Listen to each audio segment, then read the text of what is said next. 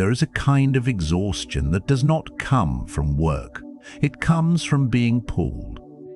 Pulled into arguments you did not want.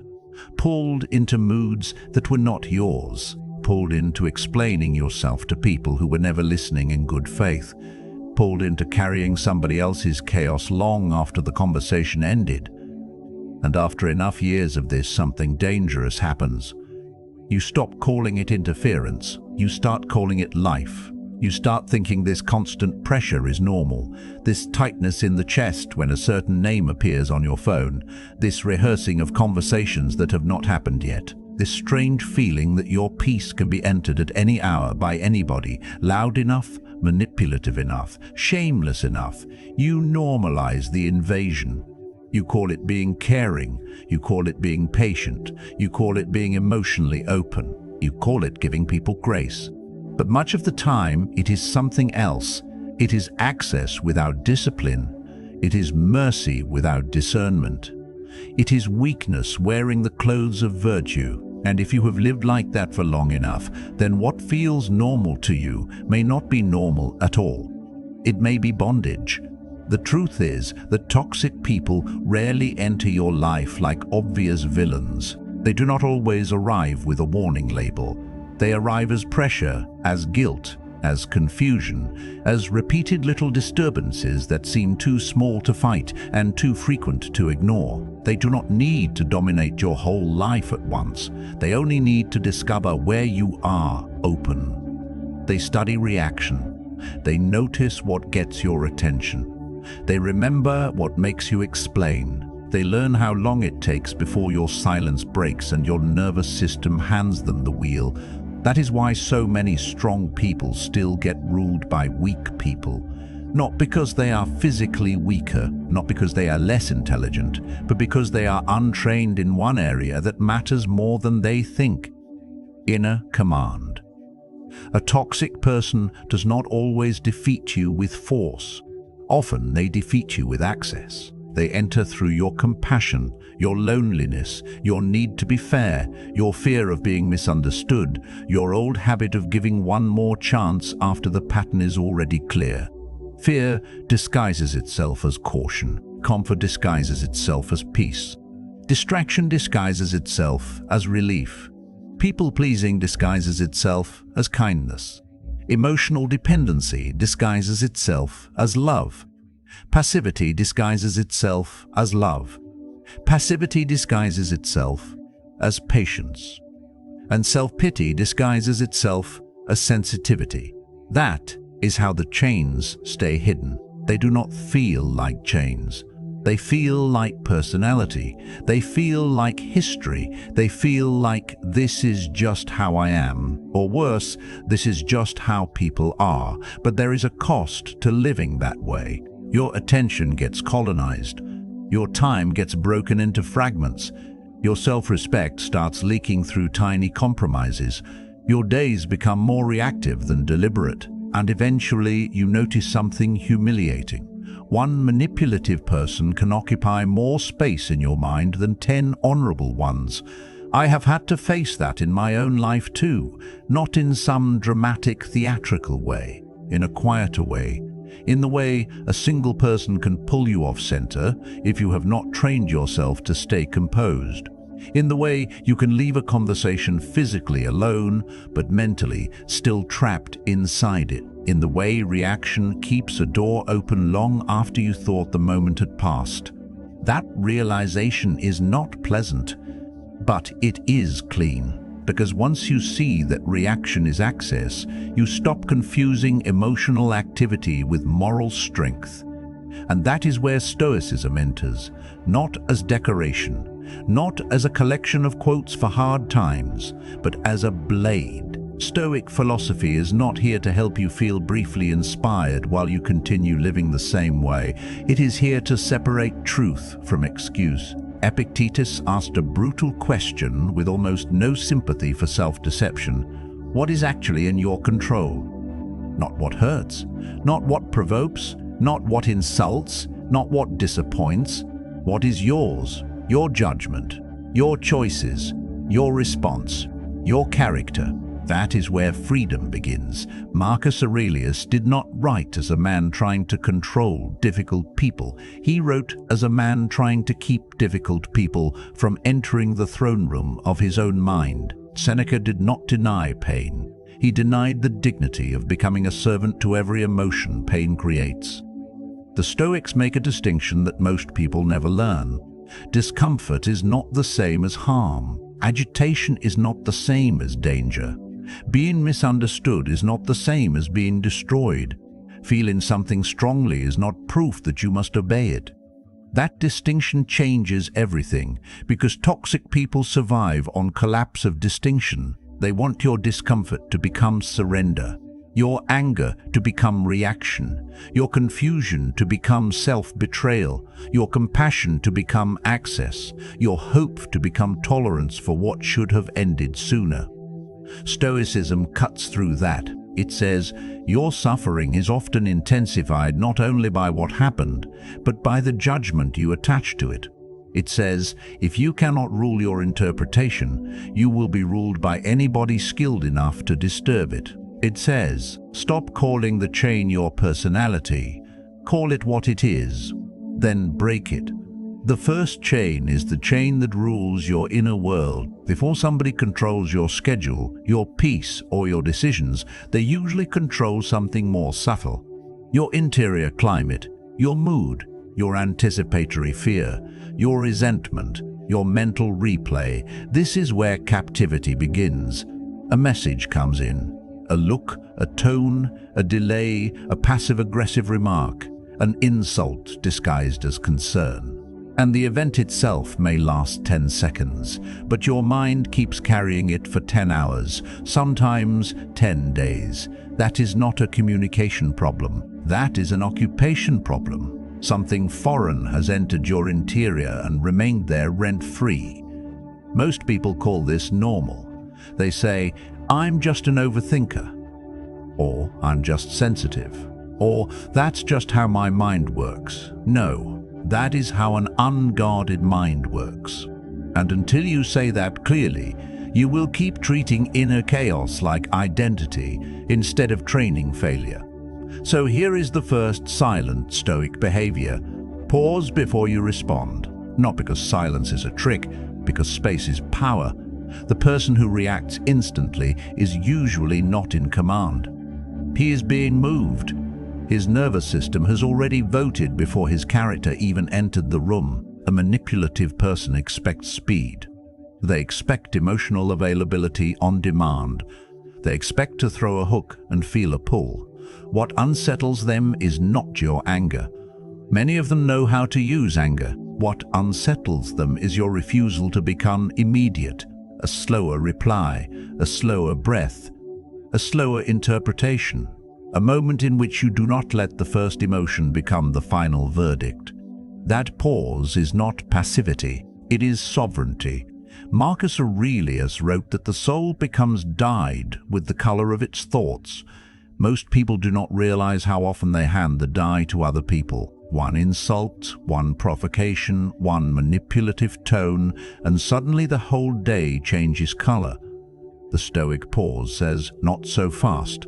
It says, I will not let your urgency become my inner law. The second silent behavior grows from the first. Observe patterns longer than you listen to promises. Toxic people survive on your attachment to isolated moments. The apology, the sweet tone, the dramatic explanation, the sudden burst of vulnerability after repeated disrespect. They know many people can be controlled through episode, while truth is found in pattern. And pattern is quieter. Pattern has no performance.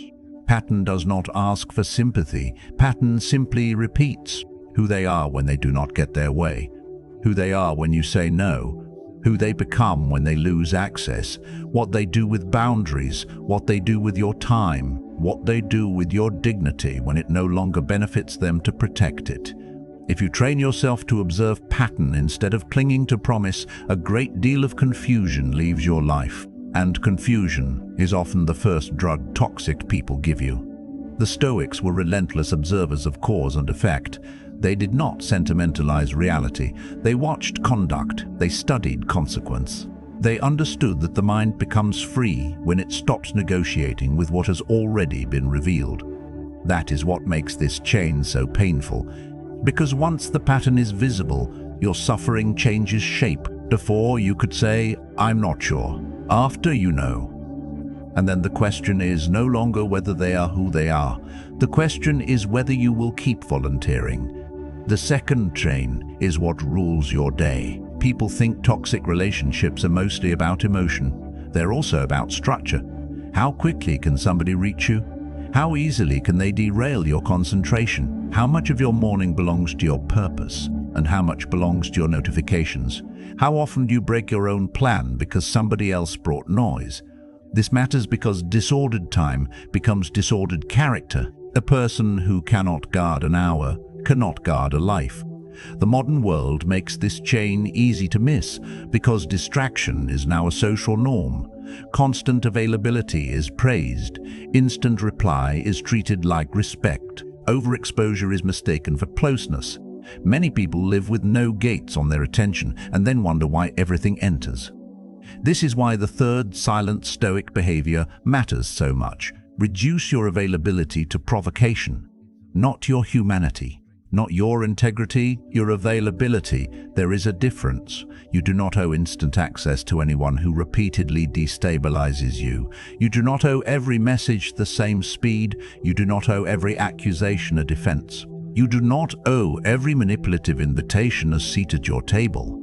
One of the strongest changes I ever had to make was becoming less available to provocation.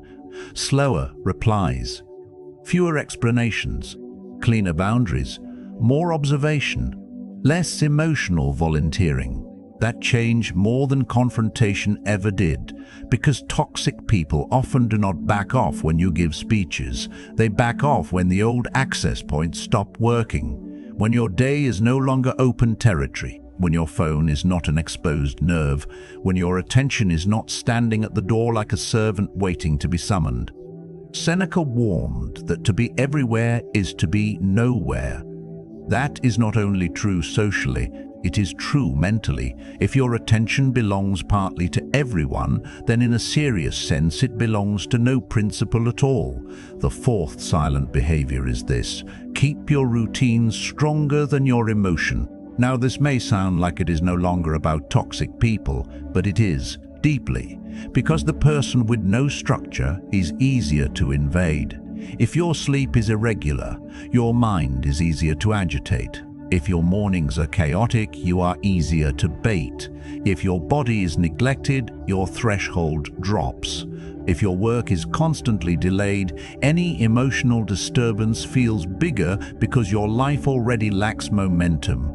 Toxic people thrive in vagueness. They thrive in unstructured lives because unstructured lives have loose edges, and loose edges are easy to pull. A serious routine is a defensive wall.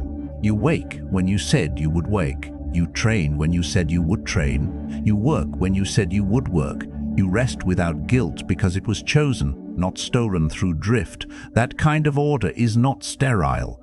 It is liberating. A man with ordered days becomes harder to manipulate because he is no longer waiting to be animated by feeling. He already has direction. He already has commitments.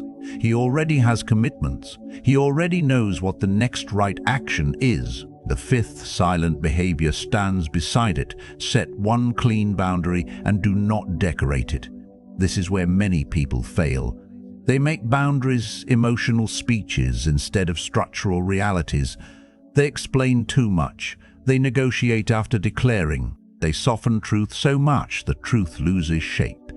A boundary is not a performance of strength. It is the quiet removal of ambiguity. I'm not available for that. I won't continue this conversation in that tone. If this keeps happening, I will step back. And then you do what you said. No courtroom, no dramatic manifesto, no repeated essay about your feelings, no desperate attempt to make the other person finally admit your boundary is fair. Fairness is not the issue. Enforcement is. Toxic people are often not testing your words. They are testing whether your words have consequence. If they do not, then your boundary was only literature. If they do, then the atmosphere changes very quickly. This is why passivity is so destructive. It teaches other people that your discomfort is survivable, your limits are movable, and your silence can be used against you. But a clean boundary, calmly stated, consistently enforced, creates a different message. There is a gate here now. The third chain is what rules you through other people. This is where the battle becomes even more intimate, because many people are not actually ruled by toxic people. They are ruled by what toxic people make them feel about themselves. Rejected, misunderstood, unwanted, disrespected, replaceable. That is why they keep returning to the very dynamics that injure them. They are not only seeking resolution, they are trying to repair identity through the same source that destabilized it. This never works. You cannot heal self-betrayal by winning approval from the person who benefits from it. And this is where the sixth silent behavior becomes essential. Stop over-explaining yourself to those committed to misunderstanding you. This behavior is difficult because good people want clarity. They want fairness. They want to be seen correctly. They think if they just phrase it better, slow it down more, reveal more context, show more pain, offer more sincerity, the other person will finally understand. But some people understand perfectly. They simply prefer leverage. They do not need more explanation. They need more access, and explanation gives it to them. Every unnecessary defense says, "You still have the power to make me prove my reality." Every long justification says, "You are still sitting in the seat of the judge." This is why silence can feel so severe when you first practice it, because it forces you to stop seeking acquittal from people who were never acting as honest witnesses. Epictetus would ask, "Whose opinion is this, and why is it governing you?" A person can be socially functional and inwardly enslaved, smiling in public, answering politely, looking composed, and yet privately depending on attention, reciprocation, praise, or closure to feel stable. That is captivity. And it is expensive. It is expensive to let other people occupy territory inside you that they never earned. The seventh silent behavior is the one most people delay the longest. Leave without spectacle when the pattern is clear. Not every exit needs an announcement. Not every withdrawal needs a final dramatic scene. Not every truth needs to be spoken to the person who taught you they only use truth as material. Sometimes the strongest thing you can do is stop attending what diminishes you. Stop returning. Stop reopening. Stop reopening. Stop re-entering the same conversation, hoping this time your dignity will survive the arrangement. A turning point in my own life came when I realized some people only keep pushing because they keep finding access. Once access becomes limited, their behavior exposes itself very quickly. Some become louder, some become sweeter, some become indignant, some suddenly become the victim. But almost all of them reveal something important the moment the door stops opening on command, and that revelation is a gift, because it shows you that what felt complicated was often sustained by one simple fact: you were still available. There is a moment, if you live long enough and watch honestly enough, when the chain becomes visible, not theoretically. Personally, you see what has been ruling you. You see what you have been excusing.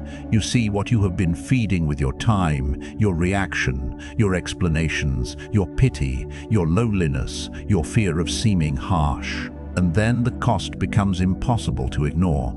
You see the hours lost replaying conversations, the mornings polluted by one message, the word neglected because your mind was in a private war. The self-respect eroded by saying yes after your conscience already said no. The resentment built not only toward them, but toward yourself. That is the part few people want to confront. Because when the chain becomes visible, blame becomes less satisfying. You can still name their manipulation. You should. But now you must also name your permission. Now you must also name your permission. Now you must say the hardest sentence. This is what I have allowed, not because you deserved it, Not because they are innocent, but because freedom starts the moment you stop calling your participation helpless. That sentence is severe, but it is merciful too, because if you allowed it, then you can end it. If your reactions fed it, your discipline can starve it.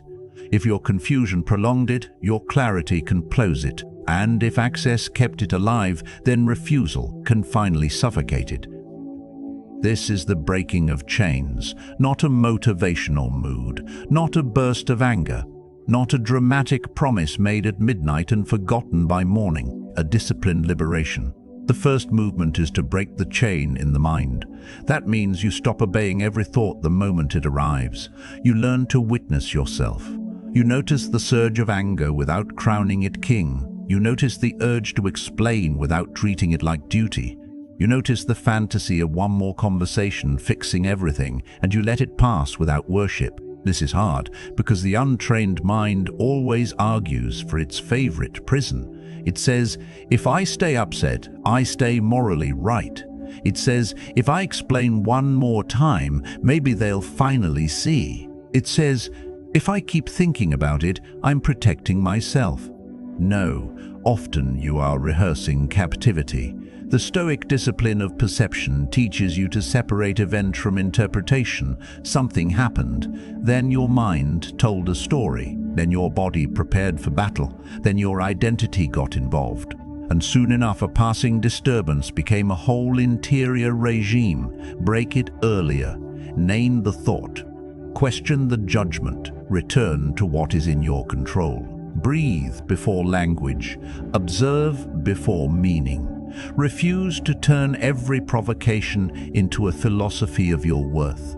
That is the beginning of freedom. The second movement is to break the chain in the day. Your peace cannot survive on insight alone. It needs architecture. You need hours that belong to something better than reaction. Make your morning harder to enter. Do not begin the day with everybody else's demands in your hand. Build rituals that remind your body and mind that your life has a center before the world touches it. Train, read, work in silence. Write your priorities down before noise offers its own. Clean your space. Finish what you start. Answer fewer things immediately. Put distance between stimulus and response wherever you can. The undisciplined person says, I'll act right when I feel better. The disciplined person says, acting right is part of how I stop feeling ruled. There is moral weight in the structure of the day, not because productivity is everything, it is not, but because repeated disorder weakens the will. And a weak will is always looking for somewhere soft to collapse. Do not let that collapse become your lifestyle. When you strengthen routine, small provocations lose proportion. They still exist, but they no longer define the emotional weather of your whole existence, because your life is now built around principle, not interruption. The third movement is to break the chain in your relationship to the world. This is where many people become afraid, because this is where you accept that strength will sometimes make you look colder to those who benefited from your confusion. Let it. Not all accusations deserve correction. Not all silence means weakness. Not all loneliness is loss. Sometimes solitude is simply the price of no longer entertaining what degrades you. You must learn to withstand rejection, uncertainty, insult, misinterpretation, and temporary discomfort without handing your center over to them. That does not mean becoming numb. It means becoming governed. You do not chase every fading person. You do not panic when somebody withdraws warmth as punishment. You do not beg for softness from those who weaponize it. You do not try to manage everybody's opinion of you like it is a second job. You let character do its work over time. And if somebody insists on seeing you through a distorted lens, you do not crawl into that lens and start rearranging yourself for better lighting. You remain where dignity is. This is what toxic people struggle with most, not your aggression, your unbuyable center. A person who can be flattered, baited, guilted, rushed, seduced, or shamed out of his principles is still negotiable. But a person who has become inwardly governed is harder to move, not because he is cruel, because he is no longer available for cheap control, and from that discipline, a different kind of person begins to emerge. The person who cannot be easily ruled, he is not loud. He does not need to advertise strength. He is not obsessed with winning every exchange. He does not carry himself like a man seeking permission to exist. He simply has less that can be used against him. His mood is not for sale. His attention is not publicly rented. His loneliness does not make him foolish. His compassion does not override his discernment. His silence is not empty, it is selected. He notices more, he reacts less. He speaks after thought, not before it. He stops making emotional bargains that cost him dignity. He stops trading peace for temporary closeness. He stops calling hypervigilance love. He stops calling exhaustion loyalty. He stops calling exhaustion loyalty. He stops calling constant access intimacy. Pressure still reaches him, but it does not command him. Temptation still visits him, but it does not author him. Conflict still occurs, but it does not define him. When insult comes, he examines before absorbing. When uncertainty comes, he steadies before acting. When silence comes from others, he does not immediately interpret it as abandonment. When loneliness comes, he does not automatically lower his standards to escape it. That is a different kind of peace. Not the peace of being untouched, the peace of being difficult to govern from the outside. And that peace is earned. It is earned every time you choose restraint over reaction, every time you trust pattern over fantasy, every time you keep your routine when emotion wants to sabotage it, every time you let a boundary stand without dressing it up in apology, every time you refuse to audition for understanding in front of somebody committed to distortion, every time you leave what keeps demanding the cheapest version of you. That is what these 7 silent Stoic behaviors really build. Not just protection, identity, a deeper spine, a way of moving through the world that says, my inner life is no longer open territory, so here they are clearly. Pause before you respond. Observe patterns longer than promises. Reduce your availability to provocation. Keep your routine stronger than your emotion. Set one clean boundary and do not decorate it. Stop over-explaining yourself to those committed to misunderstanding you. Leave without spectacle when the pattern is clear. 7 behaviors. Quiet on the surface, revolutionary underneath. And here is the truth most people avoid. The last chain to break is not the toxic person. It is the part of you that keeps returning to what weakens you. The part that still romanticizes old access. The part that still believes one more explanation will rescue dignity already being traded away. The part that confuses familiarity with fate. The part that wants freedom but still protects the habits that make freedom impossible. That is the last chain, and if you do not break that one, insight itself becomes another form of self-deception. You will nod at the truth, admire the truth, even repeat the truth, and still go home to the same prison.